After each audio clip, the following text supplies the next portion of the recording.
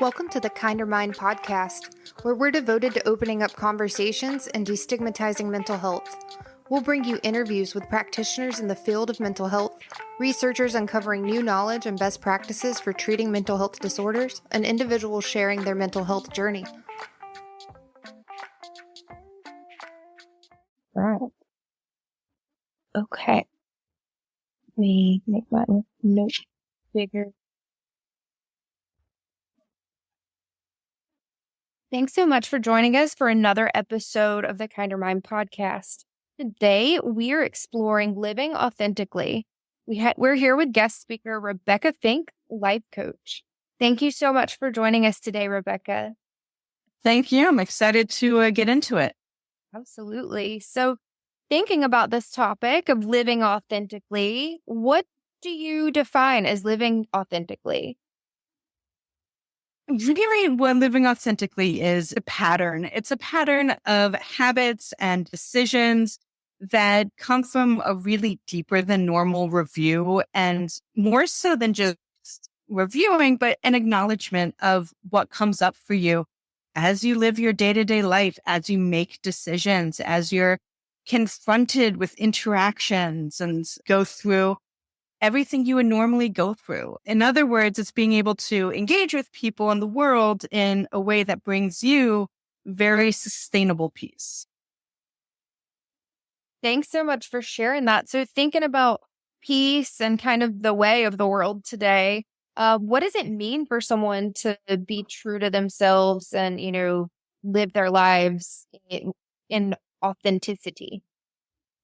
That's going to look different for everybody. I'm sure you've heard the phrase, everyone you meet has their own story and all of that, but it's so true.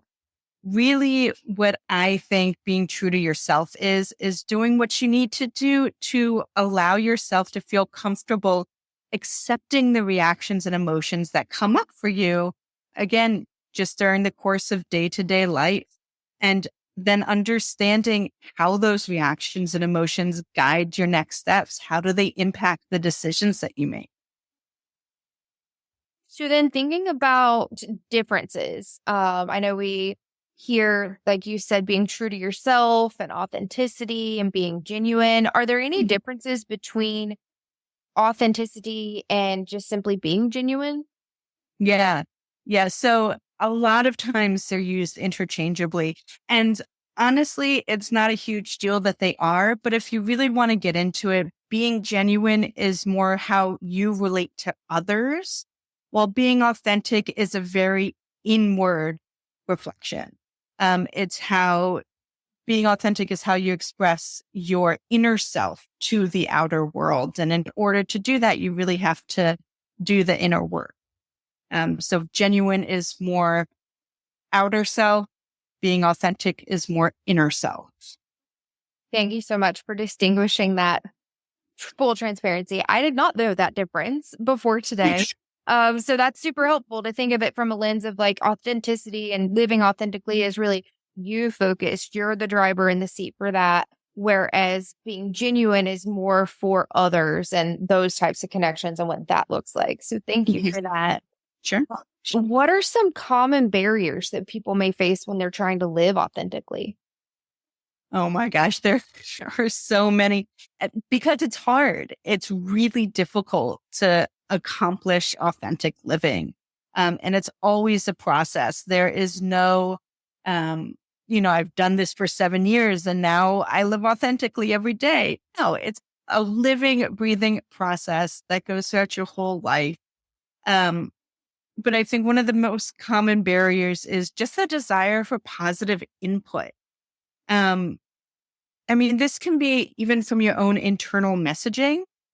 For instance, I know a lot of people will take on more, right? More work, planning a party, talking to a friend in need, dressing in a specific way, doing an extra project at work, stuff like that.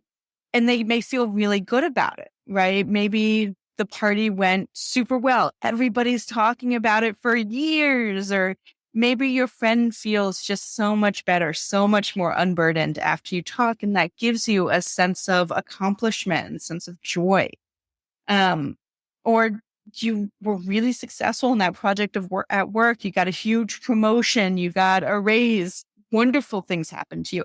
And that's wonderful. And it can be life-changing, but it's possible that at the same time, you didn't really want to do those things. And that's where a big barrier to living authentically comes in, because you're getting all of these positive messages. You're getting all of these wonderful rewards, but you didn't really want to do those things in the first place, or they made you feel a little uncomfortable, or they made you feel a little bit anxious about the amount that you were taking on to your own plate.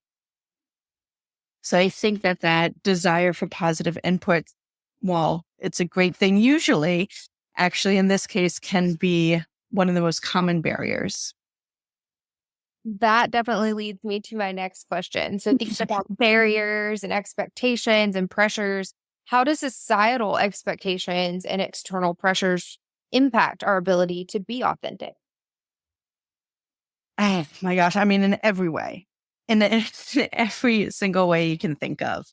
I typically hearken back when I'm thinking about this to one of the very first things that I learned as a professional, and that is that we all grow up in some kind of community. And as we're growing up, one of the things that, if you're familiar with Maslow's hierarchy of needs, so we all grow up in some kind of community. And one of the most basic needs that we have from the time that we're a tiny little kid is to feel a sense of belonging, to know who is responsible to us, who is going to address us when we're crying or we feel bad or we need to eat, who's going to get our needs met. And we adjust our behaviors. We end up adjusting our views and our language, almost everything that we have, to get those needs met and to please the people who are meeting those needs for us, because that's how we get them met, right? If we're in good standing with these providers, then they will bring us the things that we know we need. And after a while, these just become habits. These just become habits. Your views, your behavior, your language, your responses, your decisions, all of this just become your habits. And sometimes who we are or who we want to be really can get lost in these habits. And I mean, we can circle back from here to the question that you asked me about barriers. Some of these habits may result in positive feedback. And everybody loves to feel that. Everybody loves to feel that. So the expectations that society puts on us that really develop into these behaviors and views and language, and the pressures that society puts on us to meet their expectations really do impact our ability to be authentic. That makes a lot of sense. Like you mentioned, getting our needs met and how we adjust our core belief system and the way we view and approach the world, that fear of judgment or rejection. Always, I know tons of folks out there are fellow people pleasers, and really overcoming that behavior can be a lifelong battle if that's a behavior that you've developed out of needing to seek approval and things like that. So what are some of the key benefits of living authentically from a mental and emotional well-being standpoint? I think less burnout, less personal burnout. I know we talk about that a lot with work, but less personal burnout, I personally think, is number one. In its most basic form, living authentically is just living in a way that gives yourself the same leeway and grace that you probably give other people every single day. We're constantly surrounded by answers. We're constantly surrounded by, this is the right thing to do. And that's exhausting. It is exhausting to try to meet those expectations that you don't hold anybody else to. And I think that once you do start giving yourself grace, and once you do start understanding why you're making decisions and that you don't have to make those same decisions, It'll increase self-confidence, self-regulation, self-acceptance, all of these things that burnout slowly kind of takes away from you. Just in short, it has the potential to bring this deep sense of peace within yourself and within the way you shape your life for as long as you practice it. So now for the hidden secrets that I know that you're sitting on, because you're a life coach and this is what you do and you help people to live more authentically. What practical steps can we take to start living more authentically and really be more true to ourselves? I think the best first step is mindfulness. And I know it's easier said than done, but really at its most basic form, all mindfulness is taking note, right? As you go through your life, just start to take note of the things that you're doing and how you're feeling, making the decisions or doing different tasks within your life. I think that if you give yourself that moment of mindfulness, that moment of taking note, you'll find that perhaps you don't really want to cook this for dinner. It's a little too complicated. You'll find surprising answers. You don't really want to do carpool on Wednesday, or that extra couple hours that you are going to do at work that really aren't a problem. It's not what you truly want. It's giving you a little bit of pause. Your shoulders are squeezing in towards each other. You're slumping a little bit more than you usually do. You know, any slew of physical manifestation that could be clues for you. Just take note of them all and see what you come up with.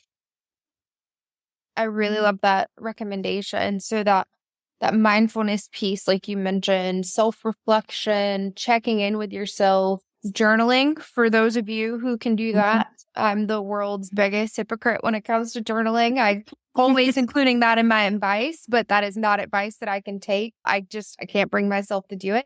But taking the pause, like you mentioned, really checking in with yourself, your environment, your surroundings, taking time to smell the roses. I think this is a great use of that analogy. Not letting things just kind of pass you by. Like it's not allowing life to become so routine that you just become expected to do the things that you do. And so thinking about expectations and these barriers and things that are placed on you, how could someone maintain authenticity while navigating complex relationships, like with family or work? You mentioned like maybe not staying late, or maybe I don't want to do carpool on Wednesdays. So like, how do you navigate that? How do you now navigate it in a way to where you can live more authentically? I mean, that is really the crux of everybody's goal when I meet with them. So it's a great question. And there can be aspects of living authentically that are going to impact other people in ways that they don't really like or they panic about. And that can come back to you as a really negative interaction.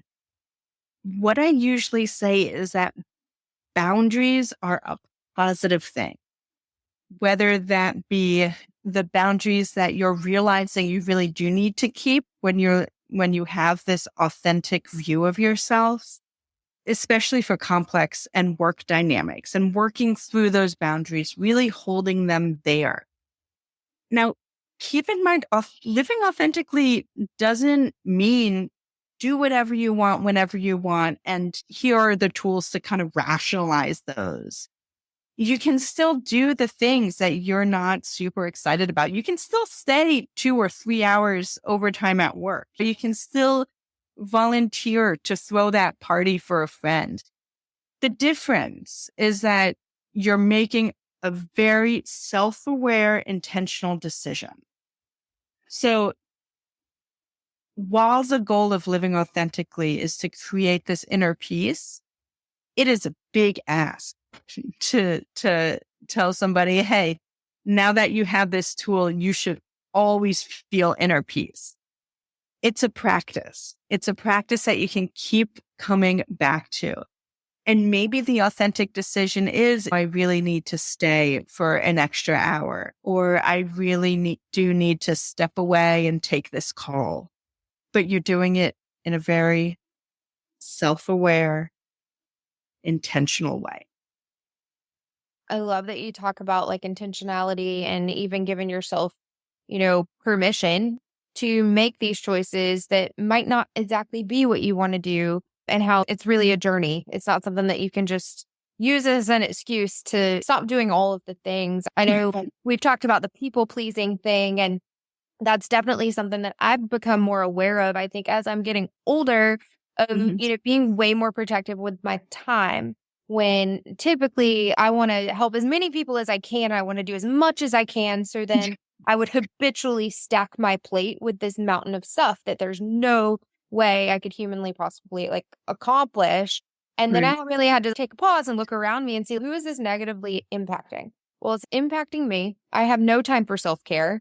Impacting my family. I have a reduced amount of time that I can interact and spend with my family. And then, so now I still definitely get those feelings though, after I have to really enforce the boundaries and turn something down because, that's one person I wasn't able to help, or I know they were disappointed. And so, to short story, like I recently had that happen in a situation where I wasn't going to be able to provide an hour meeting per week for someone who needed that hour because my schedule is just maxed out. And when I communicated that to the person and their liaison, the liaison was like, it's just an hour. You can't accommodate an hour. And when I like opened my calendar and saw all the colors and all of the things going on, like, no, I could not find an hour, because then I would be further kind of dipping into my reserve that I have for me, that I need to exist so that I can really show up for my family and those around me. So I think, continuing to take those pauses every single day and weigh out, what are my goals? Like, what are the things that I want to accomplish? What do I find to be the most fulfilling for me? How can I incorporate those more into my life? So then if I do have to stay those extra hours at work, well, what am I doing that for? Am I doing that because that's going to free up a couple extra hours for me and I can leave early on Friday? Or is that just because I'm placing this kind of expectation on myself to be a doer and a go-getter? So yeah, I love that you really kind of like differentiate that and explain that it's a journey. It's not a sprint. Like, every day is going to be kind of continuing to think about living authentically. And for a lot of people, it creates even more anxiety or more feelings of panic when they can't do these things. I And can see that. if you're being authentic to yourself and you're thinking, okay, these are feelings that I want to work on, maybe the answer is to stay those extra hours, even if you don't get off early on Friday. It's so different person to person. Thank you for sharing that. I loved hearing about that. Absolutely. And while we're on the topic of like navigating relationships, I'm going to throw you a curveball. The thing that comes to my mind is, if you are in a current relationship, or you've ever been in a relationship with someone who has narcissistic personality disorder, you may or may not have been programmed to think that anything that you want makes you selfish. Any boundary that or preference that you have makes you selfish. So do you have any like guidance or thoughts on how someone can really overcome that kind of pre-programming from their, previous narcissistic relationship, or maybe even a current one, to start with that journey of authenticity? Great question about someone who is in a relationship with a narcissistic partner, because that programming is really strong. And I won't get fully into that, but I think what I would say to them is, this is going to be a process, just like it was a process for you to learn all of your partner's behaviors and needs. And just like you were probably predicting what they were going to do and their responses, it's going to take you a while to get back to yourself. And that's okay. And while you're learning to be authentic to yourself, what that means for you is going to change. Right now, it may feel more authentic to not be around a whole bunch of people. In 3 years, it may feel more authentic to surround yourself with very specific people and be choosy about who you surround yourself with.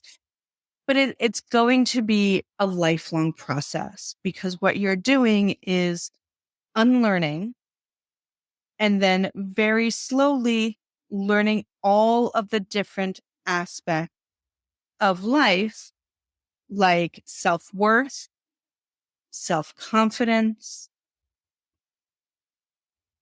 grace, that a lot of people coming into this work may already be familiar with. So it's going to take you a while to get back to all of that. And all of it is going to be practice. And with practice comes permanence, right? So the more you practice it, the more second nature it's going to feel. Just keep coming back to the work. Allow yourself to mess up. If you need to people please for a while, it's okay. That's what's authentic to you. That's what's going to bring you the most inner peace. That's not to say let's not look at breaking those habits, but your journey is going to look much different than other people's journeys. It's going to be in much smaller steps, and the successes are going to be much more celebratory because you're coming back to yourself. You're owning yourself again. You are not living for somebody else anymore. I love that you mentioned the small steps, because I think that's another kind of toxic behavior that we as a society have when we are, working on ourselves, or we're really working on anything, whether it's our house or you name it. We look at the steps, we look at our progress, and then we do the awful thing of making a comparison. Mm-hmm. And as humans, we are psychologically wired to make comparisons. Mm-hmm. There's no way to stop making comparisons. That's how we learn about the world around us. Yeah. That's how we, again, develop our core belief system of how do you behave at school? How do you behave at work? How do you behave at home? Comparisons are always going to happen. It's what you do with that comparison that really changes your kind of life trajectory and what you value and, how you go through your day to day. Are you going to use that comparison to feel bad about yourself or to shame yourself or, oh, look at all of those nice things that they have. They're so much better than what I have. Or are you going to use that comparison as a motivator to go out, set those goals and accomplish those goals, like being more authentic and, really going on that journey? So while you may compare yourself to other folks who are practicing mindfulness and they're doing yoga, resist the urge to see the work that they're doing and think that negates anything about you and your progress. It's exactly right. And Instagram speeds things up. TikTok speeds things up 100 times faster than they really should be done.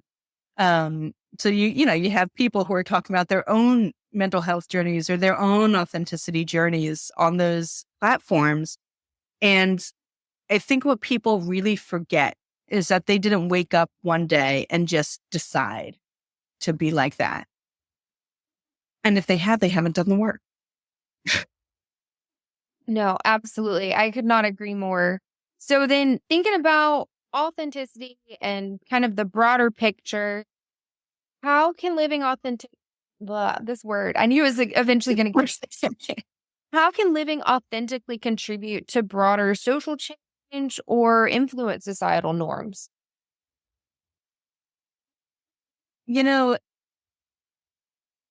I know that there are two different schools of thought, or at least I've heard that there are two different schools of thought when I speak to my colleagues about this, but I don't think that is something that living authentically can really provide, because it's not an external exercise. It's not the point of living authentically isn't to impact people around you. It really is this internal self-focused practice that you just have to keep coming back to. So it's true that you may end up being an example for other people. People may look to you as an example of how to hold boundaries or as an example of how to live a pleasurable life, how to get the most out of life. And that's great because that part is going to impact society. I know that there's a movement right now in corporate America where where Gen Z is coming into the workforce. And between millennials and Gen Z, there is a push to not stay over, not work more. There is a push not to be bullied or give into a toxic work environment. And a lot of that, I think, has to do with living authentically. A lot of that has to do with looking at how work culture was impacting people internally and people's mental health. And there was a desire for it to stop.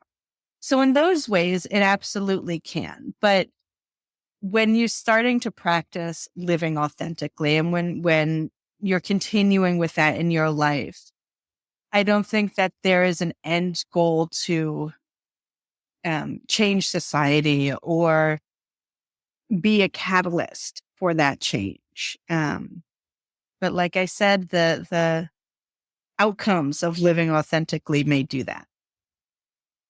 That makes a lot of sense. It really does. Yeah. So you do this. This is what you do. You help people to live more authentically. I'm so excited to share that Rebecca is actually joining us on our new adventure with Kinder Mind Coaching. So she will be coming to Kinder Mind Coaching and offering her services with us.